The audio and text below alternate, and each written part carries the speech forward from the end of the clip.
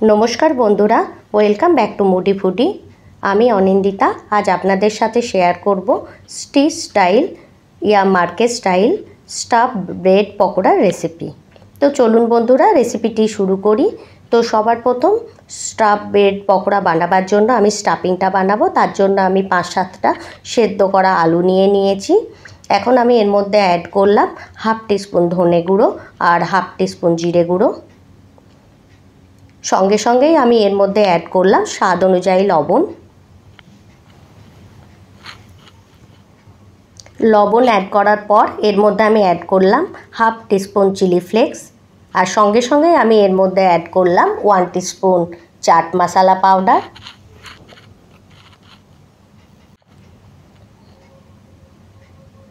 एखन आमी एर मध्य ऐड करब राफली काटा करिएंडार लिव्स। এখন আমি এই সমস্তগুলিকে মিক্স করে আলুটিকে মেখে নেব।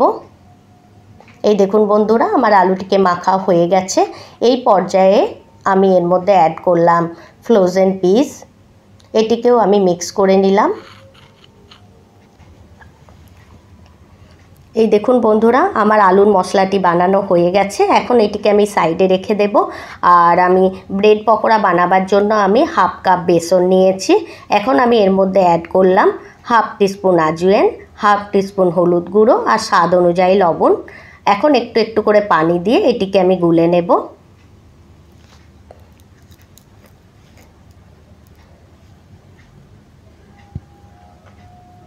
এই দেখুন বন্ধুরা বেসনের ঘনত্বটি এতটাই হবে।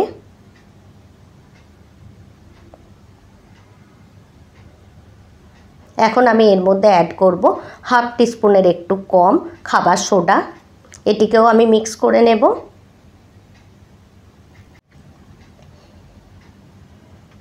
এই দেখুন বেসনের ঘনত্বটি এতটাই হবে। এখন আমি ব্রেড পকোড়া বানাবার জন্য 2টি স্লাইস ব্রেড নিয়েছি। এখন একটা ব্রেডের ওপর আমি গ্রিন চাটনি লাগিয়ে নেব। এই গ্রিন চাটনির রেসিপি আমার চ্যানেলে আছে, আমি লিংক ডেসক্রিপশন বক্সে দিয়ে দেব, আপনারা চেক করতে পারেন। একটা ব্রেডের ওপর গ্রিন চাটনি লাগানো হয়ে গেলে অপর ব্রেডটিতে আমি আলুর মশলাটি যেটা আমি বানালাম সেটি লাগিয়ে নেব।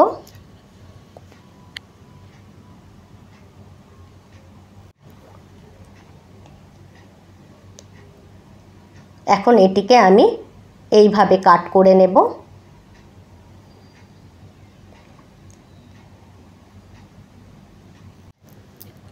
এইভাবেই সমস্ত ব্রেডগুলির মধ্যে আমি স্টাফিং ভরে নেব। এই দেখুন বন্ধুরা সমস্ত ব্রেডগুলির মধ্যে স্টাফিং ভরা হয়ে গেছে। এখন আমি এগুলিকে ফ্রাই করব। তার জন্য আগে থেকেই আমি একটা প্যানে তেল গরম করার জন্য রেখে দিয়েছি। আমার তেল অলরেডি গরম আছে।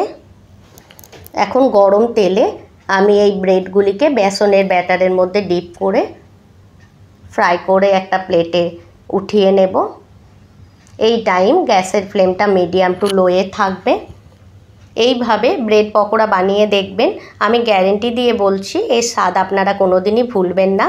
অবশ্যই এই রেসিপিটি আপনারা ট্রাই করবেন আর ট্রাই করলে ফিডব্যাক আমার সাথে শেয়ার করবেন।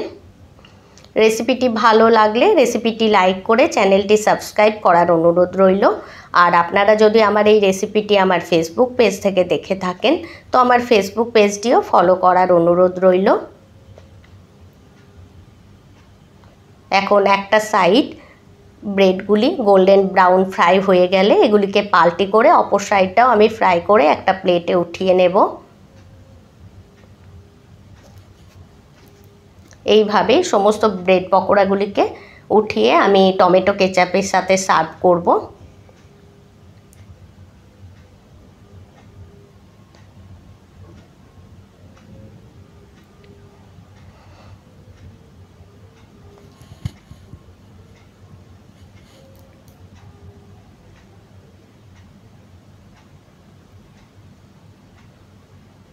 এই দেখুন বন্ধুরা আমার একটা ব্রেড পকোড়া ফ্রাই হয়ে গেছে। এখন এগুলিকে আমি একটা প্লেটে উঠিয়ে টমেটো কেচাপের সাথে সার্ভ করব। তাহলে দেখুন কত সহজেই আমার তৈরি হয়ে গেল ব্রেড পকোড়া। তো আজকের জন্য এতটাই। Thanks for watching.